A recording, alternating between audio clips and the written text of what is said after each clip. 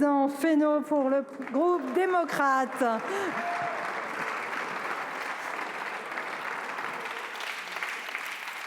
Madame la Présidente, Monsieur le Premier ministre, Mesdames et Messieurs les membres du gouvernement, mes chers collègues, en politique, la vérité doit parfois attendre le moment où l'on a besoin d'elle. Ce moment est venu et c'est à ce rendez-vous que nous ne pouvons manquer. Reconnaître la vérité des chiffres, ce n'est pas imposer une politique. Ce n'est pas dicter ce que nous devons décider. Et fonder uniquement une décision sur les chiffres ne garantit pas qu'elle soit bonne ou juste. Mais ignorer les chiffres, c'est les laisser s'imposer et nous priver de toute capacité d'autonomie décisionnelle. Parce que lorsque la situation financière est hors de contrôle, il ne reste plus que la contrainte brutale des créanciers. La déclaration que le Premier ministre vient de faire nous rappelle de la manière la plus fondamentale que personne ne peut se dérober à la réalité. Et qu'en ce qui nous concerne, nous, élus, nous avons à l'égard des Français un devoir de vérité. Ce discours de vérité, Monsieur le Premier ministre, vous le portez depuis plusieurs décennies dans le débat public et les députés démocrates l'ont maintes fois défendu ici même. C'est sur cela que doit se fonder notre responsabilité, celle que nous avons reçue des Français. Il nous appartient, au-delà de nos divergences, de conduire le pays en le préservant des périls les plus graves, de la guerre, du changement climatique et du déclassement, de son asservissement économique, financier et, au bout du chemin, de son asservissement politique. Il n'est pas de préservation de l'intérêt commun sans une reconnaissance partagée de la réalité. Qui pourrait imaginer une politique climatique efficace si une majorité ne s'accordait pas sur l'existence et les causes mêmes du dérèglement? Et nous connaissons, hélas, des climato-sceptiques. Et reconnaissons qu'il est impossible avec eux de construire une politique de réduction de nos émissions de gaz à effet de serre. Nous avons désormais manifestement de nombreux responsables en France qui se rangent dans la catégorie des déficito-sceptiques. Ceux qui croient ou feignent de croire que ce qui est beaucoup plus grave, que tout cela n'a pas de conséquences et n'a pas grande importance. C'est pourquoi la question qui nous est posée aujourd'hui n'est pas celle d'un seul homme, pas celle de son gouvernement, ni même celle des réponses précises à apporter. Non, la question qui nous est posée est de savoir si nous avons, quelles que soient nos différences, le courage de voir la vérité en face. Dire les choses telles qu'elles sont, c'est reconnaître que depuis 50 ans, le choix de la facilité face aux attentes de l'opinion publique, la démagogie qui caractérise trop souvent la guerre rangée qu'est la politique, ont conduit à accumuler une dette que nous ne pouvons plus supporter. Nous en sommes tous responsables, tous, ceux qui ont gouverné et ceux qui les ont poussés, sans gouverner, à la dépense. Depuis les années 70, nous avons multiplié les engagements, sans jamais solder les comptes. À chaque crise, financière, sanitaire, énergétique, nous avons repoussé l'échéance, convaincus qu'un jour meilleur réglerait nos contradictions. Mais ce jour n'est jamais venu. L'irresponsabilité de certains, c'est d'avoir sans cesse réclamé plus de dépenses. Et la nôtre, sans doute, c'est d'y avoir trop cédé. La vérité, c'est aussi de dire que les conséquences de nos choix, ou plutôt de nos non-choix, ont été reportées sur ceux qui n'avaient pas voix au chapitre, les jeunes et les générations futures. Et c'est cette chaîne d'irresponsabilité que nous devons briser aujourd'hui, sans quoi nous ne leur lèguerons pas un héritage, mais un fardeau, pas un espoir, mais un avenir entravé pour ne pas dire impossible. Aujourd'hui, en 2025, le remboursement des seuls intérêts de la dette représente plus de 60 milliards d'euros. Et ce devrait être plus de 70 milliards dès 2026, si nous ne faisons rien. 13 fois plus que ce que rapportait l'ISF en 2017. 6 fois le budget de la justice, pour ne citer que cet exemple. Autant d'investissements que nous ne pouvons pas faire pour le quotidien des Français, pour leur santé, pour leur logement, pour la transition écologique et énergétique, l'agriculture, la recherche ou l'éducation. Autant d'aides que nous ne pourrons pas mobiliser pour soutenir à nouveau le pouvoir d'achat des ménages si une nouvelle crise inflationniste, sanitaire, énergétique, géopolitique venait à survenir. Autant de moyens qui ne pourront pas accompagner les investissements des collectivités locales. La vérité, c'est aussi de dire que la spirale de la dette rend notre démocratie impuissante et menace notre souveraineté. Plus notre dette s'accroît, plus les marchés financiers seront en mesure d'influencer notre politique. Il n'est pas un pays qui n'y ait pu y échapper, pas un. Mais mes chers collègues, il n'est pas trop tard pour faire face à ces réalités.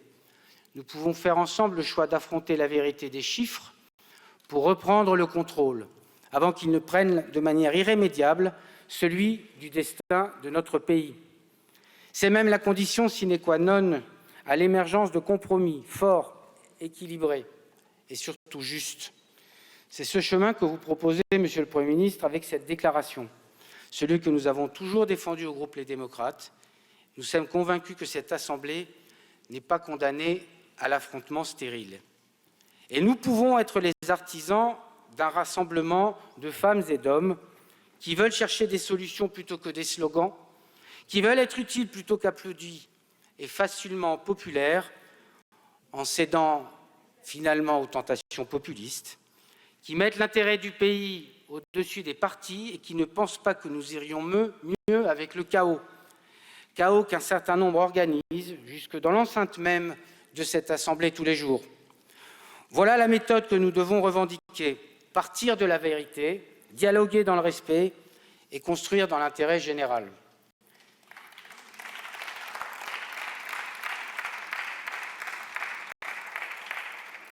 Et mes chers collègues, nous l'avons déjà fait.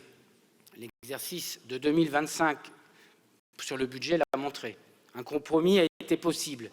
Il a permis de faire passer le déficit de 6,2 à 5,4. Et pour la première fois depuis longtemps, ce gouvernement, dirigé par François Bayrou, a su tenir cet objectif malgré le contexte international difficile. Le tout sans casser la croissance, ni plonger la France dans l'austérité. Si nous sommes responsables, nous pouvons tenir tous ensemble une trajectoire. Alors oui, la démocratie française n'est pas habituée au dialogue. Mais la vérité oblige à dire aussi qu'il s'impose à nous tous. Personne ne peut à lui seul assurer la stabilité et imposer ses vues. Personne. Si chacun cherche à être vainqueur sur l'autre, alors tout le monde perdra. Au contraire, si chacun accepte la part de renoncement nécessaire sans se dévoyer et de manière transparente, sous les yeux des Français, alors nous réussirons.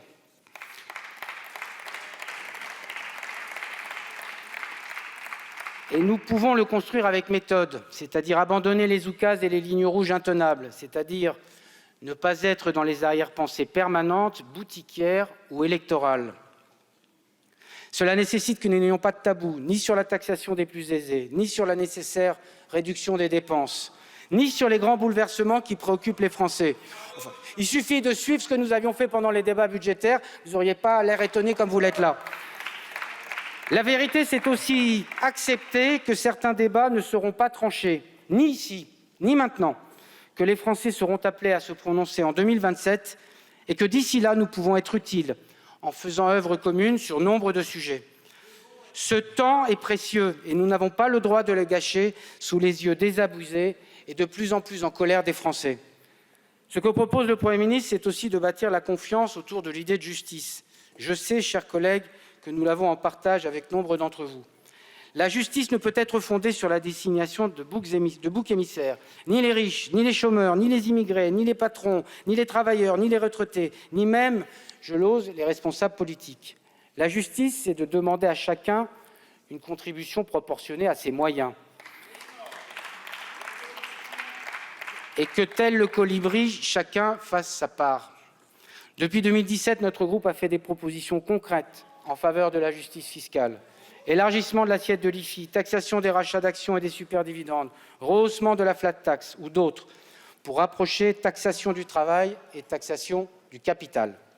Notre cohérence est de ne pas considérer de la même manière ce qui participe au dynamisme de l'économie réelle et ce qui relève de la richesse improductive et de la rente.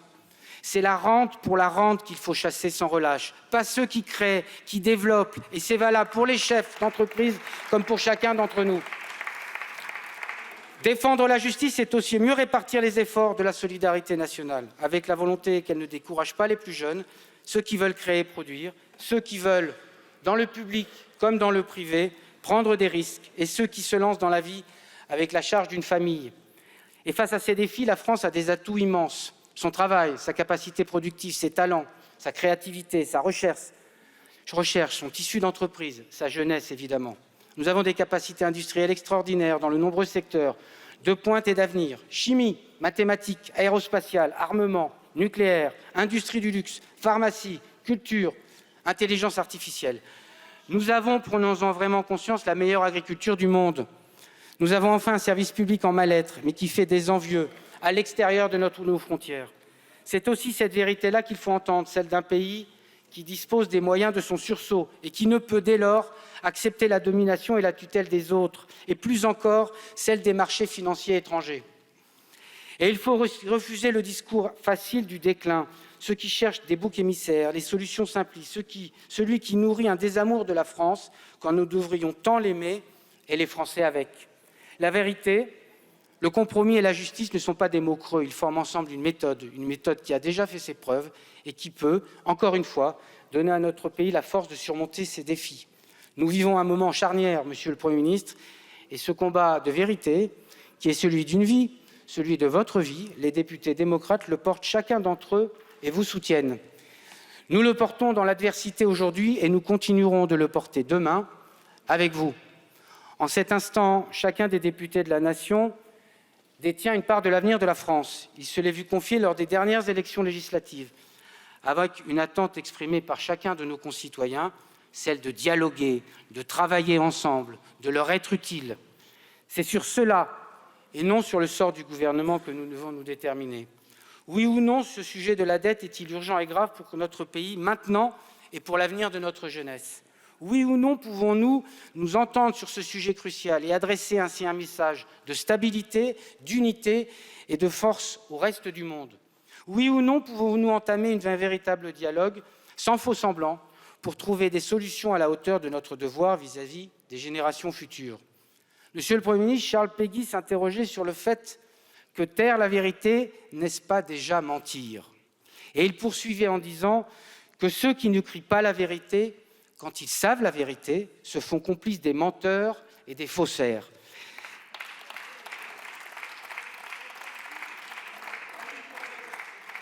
C'est cela le rendez-vous que vous nous avez donné ce jour. Et c'est parce que notre groupe accepte de relever ce défi et de préserver notre pays du pire et des périls qui le menacent que nous voterons en faveur de votre déclaration. Je vous remercie. Merci beaucoup, Monsieur le Président Fesneau.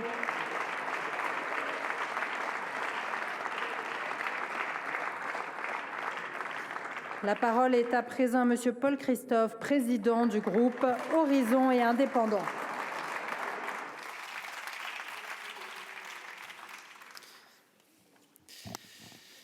Merci Madame la Présidente, Monsieur le Premier ministre, Mesdames et Messieurs les ministres, mes chers collègues. La situation financière actuelle de la France est plus que préoccupante. Et c'est bien ce qui devrait nous rassembler. Ce constat, nous devons le partager collectivement pour faire de lui la base de nos échanges. Comme l'a rappelé le Premier ministre, notre déficit atteignait en 2024 5,1